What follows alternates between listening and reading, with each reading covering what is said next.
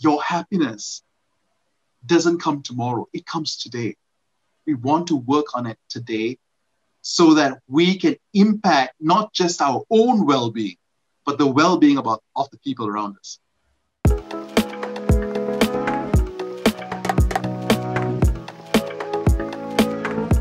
In MCO 1.0, we suffered from a shock.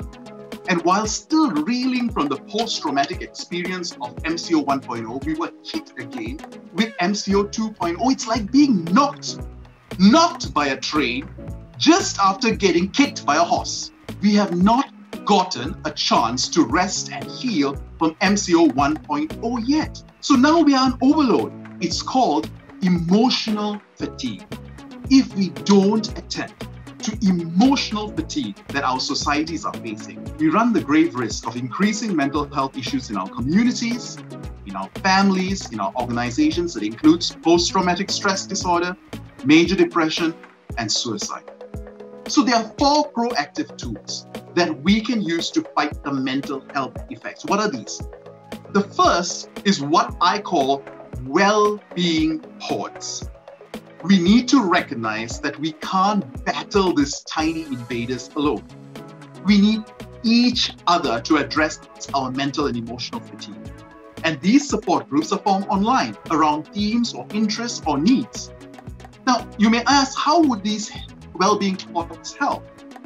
They provide relational support, a critical component in the recovery, healing, and resilience of individuals and communities facing difficult times.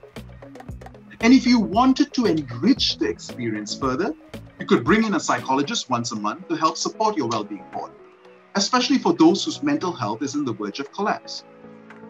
The second proactive tool is positive psychology supporters.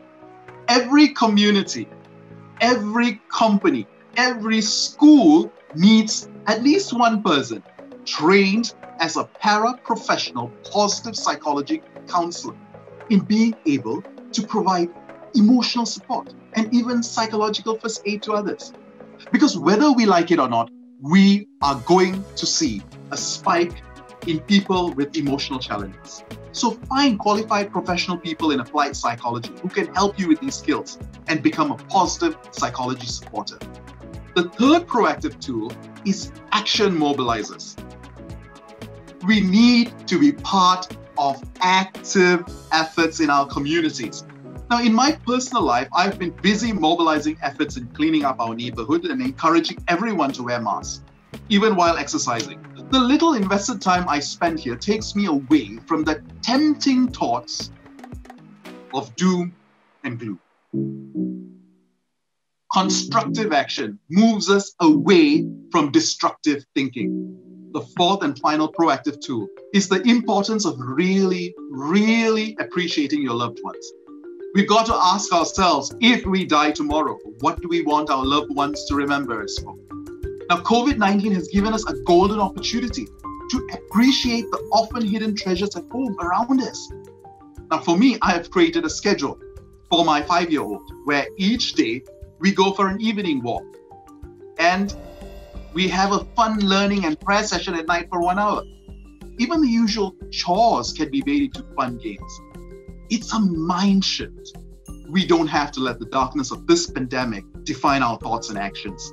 We can choose who we are to ourselves and who we are to others. We don't have to do any of the 4 proactive efforts perfectly.